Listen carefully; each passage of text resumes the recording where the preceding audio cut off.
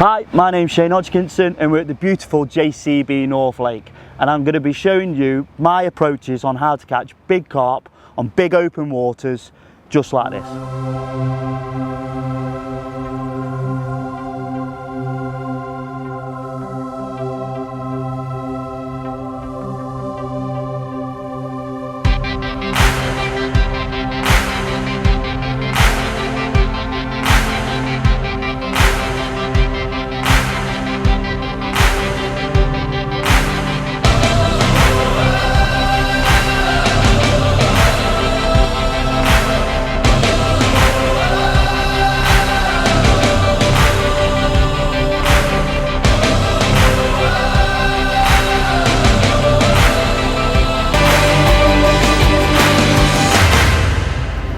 Today I've chosen to sit on peg 16, which it's got a lovely island feature here at around 55-60 metres, something like that. Hopefully going to catch a few fish just off the end of the island on a method feeder. Also got bomb and pellet waggler set up. The wind's slightly off her back, so hopefully it's not going to get up too much, but I can run you through the approaches of the conditions and when it's right to fish the waggler and when it's right to fish the bomb. So I'm going to start off on the method feeder over towards the island to begin with.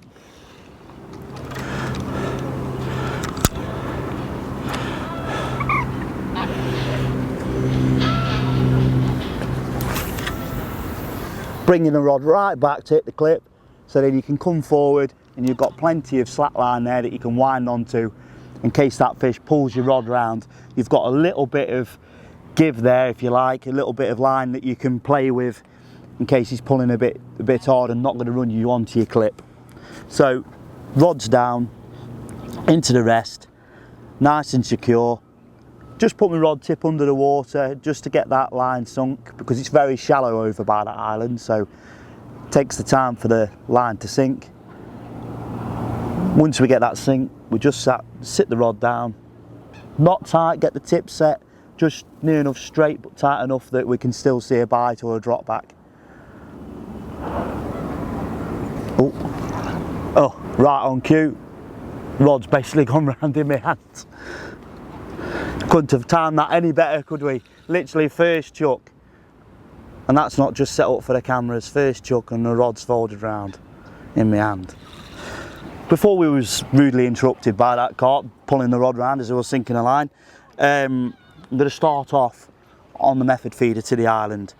Now there's features on all types of venues like this which hold carp, so if you draw or you're fishing a peg that's very similar to this, you know, it's an obvious starting point. You know, fish hang around on these type of features, you know, so you could sometimes pick up a few quick bites fishing to places like that. You know, whilst we're fishing out there, we're going to be preparing a bomb and pellet waggler line throughout the day. You know, I'm not going to start on the pellet waggler or the bomb because, you know, I'm looking on the bomb, they tend to be coming in a little bit later on in the match at times, or throughout the day. You know, the more feed that goes in, the more fish get confident and you can catch a number of fish on that line in a short space of time. Pellet waggler, I've got that set up, that can be picked up at any time. So as you can see, while my method feeder's out, I'm just pinging a few pellets out on that bomb and waggler line. So at the minute I'm just putting in 4 pellets, not trying to pull my catapult right back and trying to keep them nice and accurate. And it's at the minute I'm just putting 4 pellets in just because the conditions are suiting for a pellet waggler approach. I can see an odd fish. I've just got one's just swirled on my feed now as I'm talking. And because the conditions are suiting, tips moved as well. That's giving me indications as my line is running through those pellets to give me any indication so as I can think there's fish there. However, but I'm going to vary up the feeding throughout the day depending on the conditions. If conditions stay like this, I'll carry on feeding in 4s. I can get them fish competing up in the water. Now if the wind was to get up, I would change. I would start to feed 6 and 8 pellets, and I would feed these in 2 and 3 pouchfuls of them. Two or three pouchfuls of 6 to 8 pellets. This is more, I'll put those in straight away, and then hopefully those fish will go down. There's no point trying to feed fish on a pellet waggler line when the conditions aren't suiting. You can't present your waggler, you can't catch them on it, so why try and feed them, keep those fish up in the water? You want to try and keep them down, and by putting in an amount of pellets, those fish will be more reluctant to go down. They'll follow them down to the bottom, and you can get them feeding confidently on the bottom. And like I say, I'll mix that up throughout the day. I'm, you know, all on that same line. If conditions go back nice again, I'll go back to feeding 4 pellets, and hopefully them fish will come back up. You just got to try and make these judgments throughout the day, and you know, making those judgments at the right time will put you a few extra fish in your net. So it's been out for 5 minutes, so I'm going to have a recast, and I'm going to show you now how I load my feeder and what type of feeder I'm using. So I'm using an open method feeder. I prefer an open method feeder in shallower water, as I feel like it gets a better spread of bait down on the bottom, and I can get more feed on it as well. This is a 45 gram large feeder. You know, I can get a lot of feed on that. Big fish, lot of food. That's, you know, no point messing around with small piles of bait. So I'm going to show you here now. So these pellets now, as I've been fishing with them a little while now, they've started to just dry a little bit. Now, having a tub of water on your side tray is important, where you can test your wafters just by putting them in and just making sure that your wafter sits up perfect, like that is. And all I do just to bring these pellets back round, just by dipping my hand in the water, just so my fingers are just covered in water, just into there, and just move them round again. Just gives them that little bit of a sticky coating again. Just mix that in. There's no need to pour loads of water in them and stuff like that, because you'll just mess them up. Just give them that little bit of coating. Now, important is the base layer. Doesn't matter how hard you squeeze, you need to squeeze this base layer on hard, should I say. Get that base layer on hard. You know, I think it's important that it doesn't matter if you wind back and there's pellets still on your feeder. You know, you've always got that little bit of attraction around your feeder if, you know, you squeeze them on hard. If all your pellets will happen to come off or get wafted away, you've always got something still on your feeder giving you that attraction. So we've got that at the bottom. Lay the pellet in, the wafter, and the hook's on flat on top of the pellets. Just going to squeeze that hook down, just press it down slightly. Put a few pellets on the top of it, press it down just to keep it in place. Wafter sticking upright. Pour some more pellets over until you feel like you get the right amount. You can obviously use a method mould, I don't like to personally. And then I just trim up the edges, squeeze it down tight.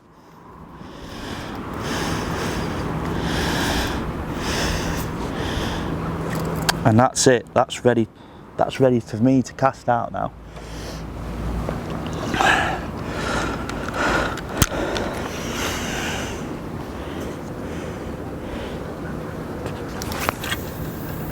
Rod right back, hit your clip. Because I've hit it there, I can get 2 or 3 turns on it now, and I can put it down in the water again. Rod down in the water, sinking that line.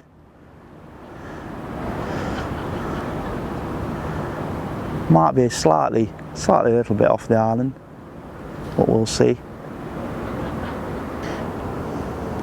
That's it, line's all sunk. I'm going to put that back on the rest. The tip's a bit tight, so I'm just going to back it off a little bit.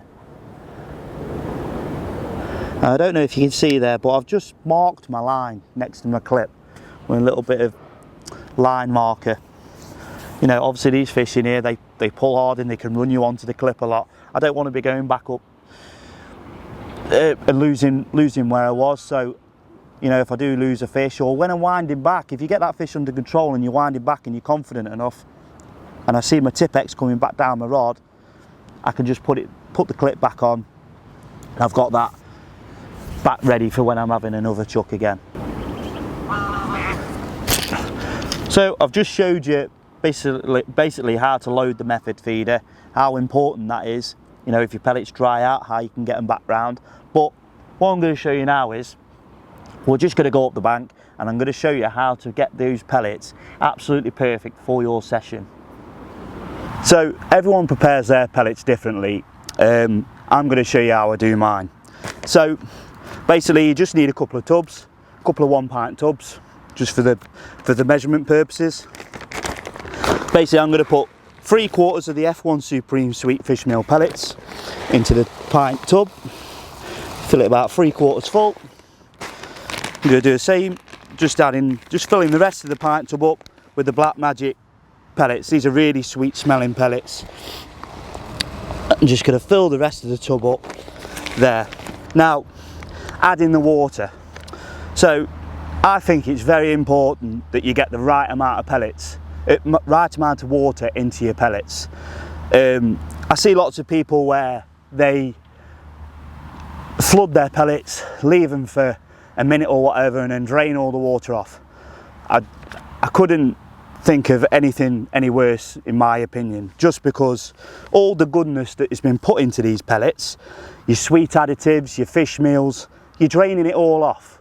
You know, you want to be keeping all that goodness in those pellets. So in here I've got around 1/4 pint of water to 1 pint of pellets. They're going to go into an EVA tub, mix round thoroughly, and this has just been trial and error by myself, that's how much water I think is needed for 1 pint of pellets. So if you wanted to give them a bit of a boost, a bit more sweet smelling, there's all different syrups and smelling attractants that you can get from Aquastim. This is the Scopex, so just give it a good glug in there, stir that around, then all this water is going to go into these pellets, all in there. Give that a good mix around, get in all the corners, make sure that water's spread out for all those pellets, giving them a good coating. Then you're just going to leave those. We're going to zip the tub up like so, give them a good shake, get all that water spread between all those pellets, and we're going to leave them. When you're up and down the bank and you're just setting up the rest of your gear, just keep coming up, giving them a turn over, giving them a shake, just to keep those pellets, keep turning them over with the water in them. Around 15 minutes time, they'll be absolutely bang on. In Blue Peter style if you like. I've already done some here. As you can see, they've puffed up nicely, they've taken on all that water, didn't need to drain anything off, it's kept all the goodness in there, and they just bind really lovely for a method feeder, you know. And that's basically what I do, and I think this is such a good way of being able to keep all that goodness that's in those pellets into your mix. We've had around 3 casts now, and we had one first chuck, but it's apparent it's not going round every chuck. The last couple of casts we've not had a fish, so I'm just gonna load the method feeder up again, but I'm just gonna try and give it a bit of an added edge, if you like, to just trying to get that extra bite. I'm just gonna load the feeder up. Get that on there, like we did before. Make sure these pellets are on nice and hard. Trim it up. Now, you know, I'm a big believer in glugs, you know, for giving you that extra edge, if you like, you know. You stand out from the people on the next peg, and sometimes casting in quite regular with glugs, putting that extra attraction through the water can draw more fish into your peg and give you more bites. So we've got those pellets on nice and hard. Now what I've got is, I'm using the Krill Stim today. It's a nice liquid consistency that will stick to your method feeder, glugging bags. It's not really heavily water based where it's just going to run off. But what I do is I've just got some small plastic tubs like this where I can dunk the method feeder straight in. So that just all goes in there like that. The whole method feeder is covered. I just trim it off the line a little bit. You can cast it out just like that, but sometimes just for an added attraction, I've got some dry crushed expander. You don't need to mix it, just dry, that's all. And I just put that in a separate tub, tilt the tub up, and just roll the feed around into that. Now what I'm hoping is when I cast this out, that Some of it's going to stay on, some of it's going to come off. It's going to hit the water. The dry crust expander, because how crust expander acts, it wants to be very buoyant, so I'm hoping it's going to sit up in the water, and the Krill Stim is going to add that added attraction in the water too. So I'm going to cast this out now, and hopefully we get another bite.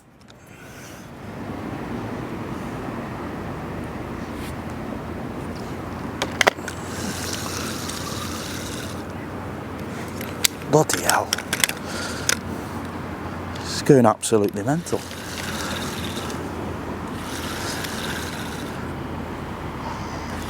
It's going absolutely mental.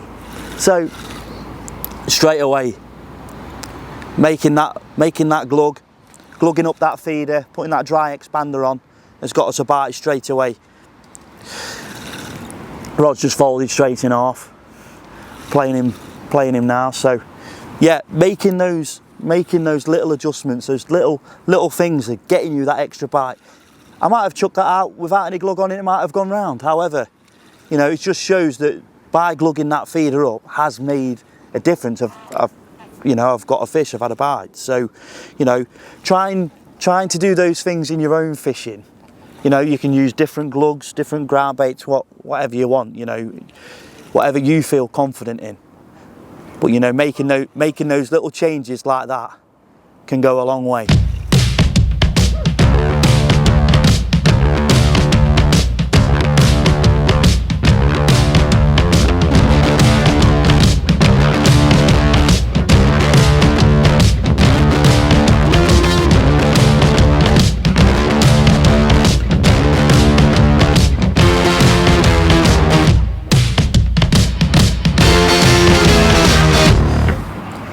So bites have just dried up slightly on the method feeder, but I've been priming this Pellet Waggler line now, and there's lots of fish swirling on the line, so I'm going to have a chuck on it. As you can see, I've got around 4 to 5 foot drop there from me waggler to me pellet. I like this because the pellet can fall away from the float, and I think those big wary fish are more reluctant to pick up your hook bait rather than fishing it 18 inches deep and it all lands together. So we're going to give it a go.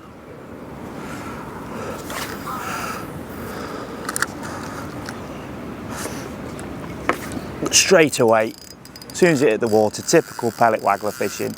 Been priming that line with being on that method feeder line for the last hour or so,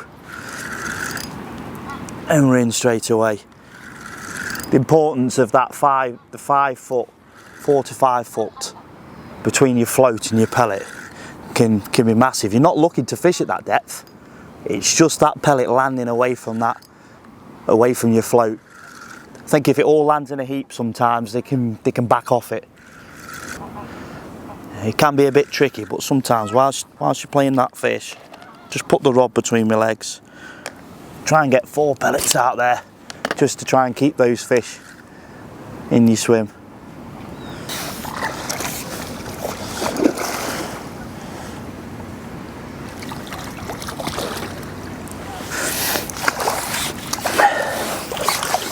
So we're catching a few on the Pellet Waggler now.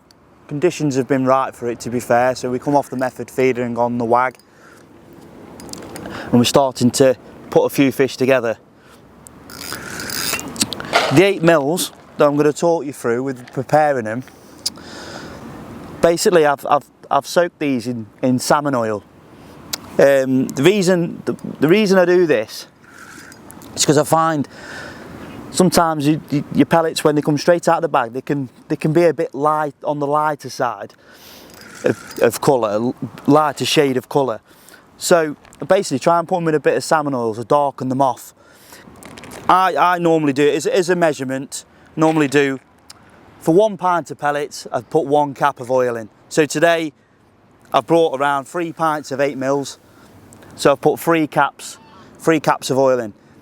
It doesn't matter if you don't use them all, you know, the oil will stay within the pellets, you know, and next time you go fishing you can just add those pellets to the ones you're going to use and put the oil over the top of them again. You know, don't get throwing them away. They'll still keep.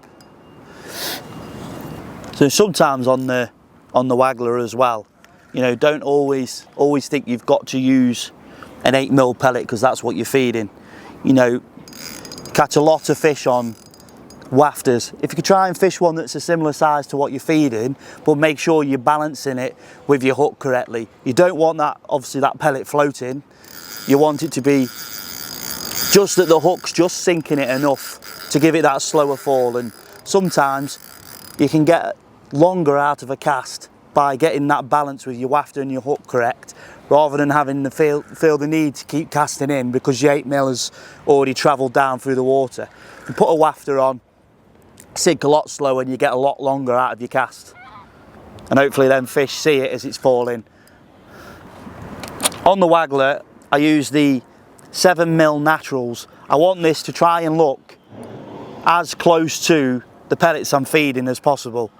I'm not a big fan of using different colours on the Wag. I just want to try and match the hatch, but I just want to change the fall of the pellet rather than the colour. So the 7mm naturals are the other pellet that I tend to use.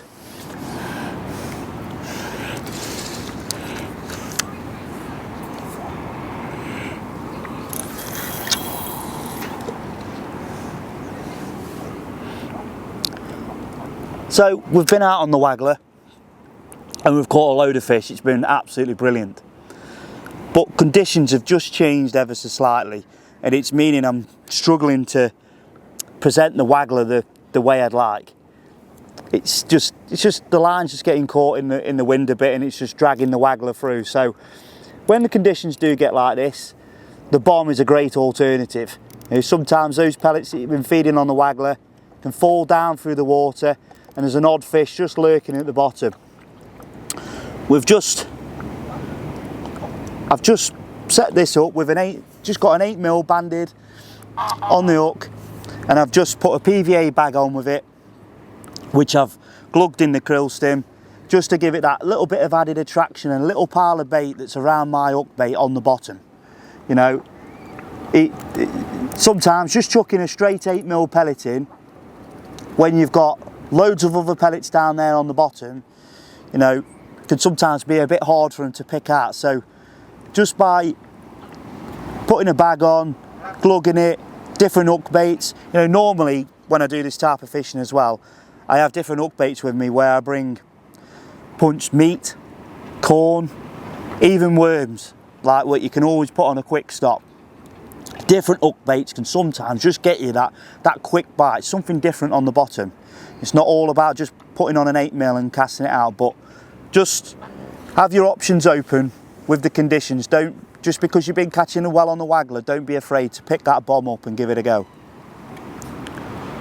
So I've just had that cast on the bomb, and I was getting some liners, but failed to get a bite. So just before I do pick up and have another go on the Waggler, another thing that can work quite well is just fishing quite a long hook length on the bomb. Just so that last 2 foot fall can sometimes just nick a fish that's just chasing it down, like following those other pellets down. As well, I've just doubled the 8mm up with another wafter. Just tried to put it on the side of it, just to give it a bit of slower fall, bit of added attraction, and a bigger bait that stands out. So just gonna have a go on this before we resort back to the Waggler.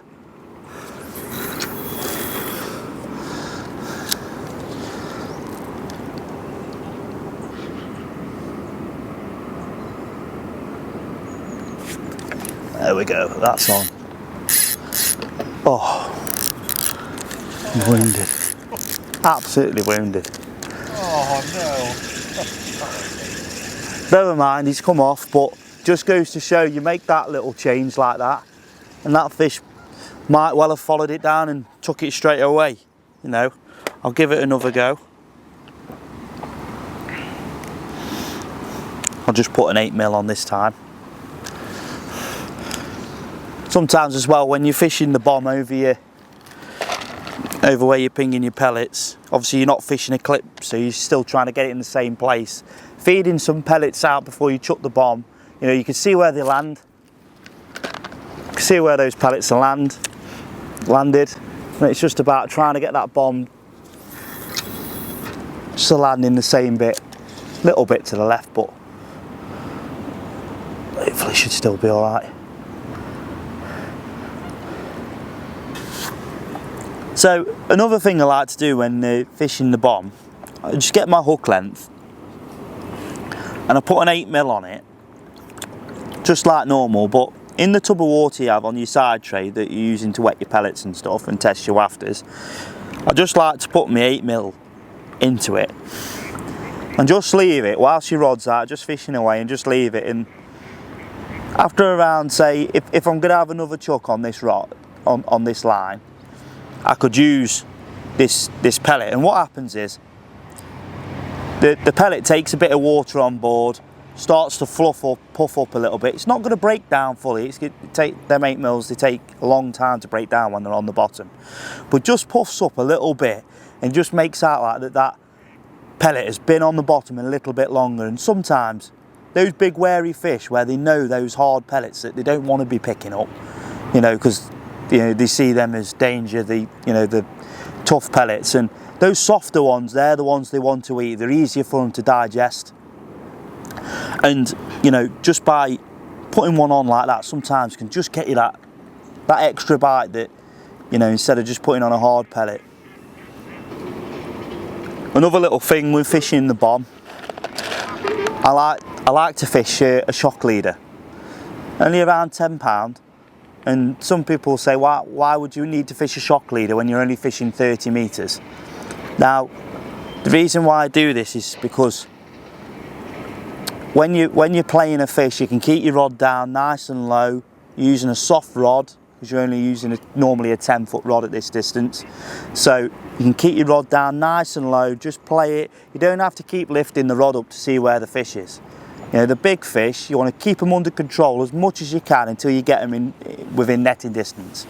So when you're playing the fish back, you can then hear that shot leader knot go through the eyes of your rod. You know then that fish is within 10 metres or however long your shot leader is. And then you can be looking at where to lift your rod up to notice where the fish is. But you know, a lot of the time as well with this type of fishing, it can be, you put a lot of strain and a lot of wear and tear on your line. So, you know, having a shot leader on, it's not all about having a shot leader for long casts and for cracking off and stuff like that. You know, you can still use it on these other lines, and a heavier line as well pins everything down a little bit better to the bottom, so you're not going to get loads of liners and loads of spooked fish.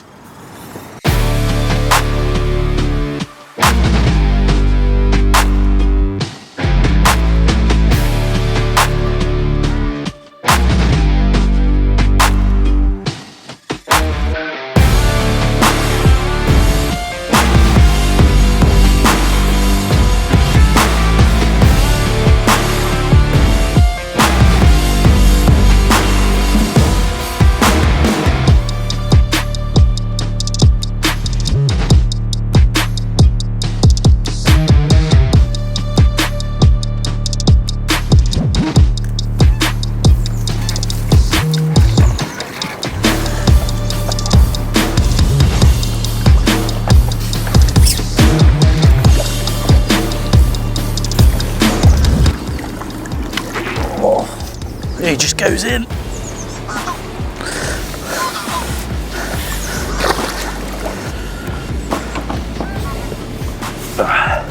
So we've had an absolutely brilliant day at JCB today. What a fish this is to end the session on. A typical great big massive JCB common. Look at the size of this. You know, he's that big. I'm not even going to struggle to pick him up. I'm not going to try and pick him up because he's a big old kipper. But we've had a great day today, catching on different methods like what we talked about, the pellet waggler, bomb, method feeder, giving you all little bits and bobs of the way I approach catching on different types of methods, little things that you know, you can put into your fishing and hopefully catch a few fish. Just a special mention, I'd like to thank JCB for letting us come on and do this filming today. It's very grateful, and I'm just going to slip this big common back.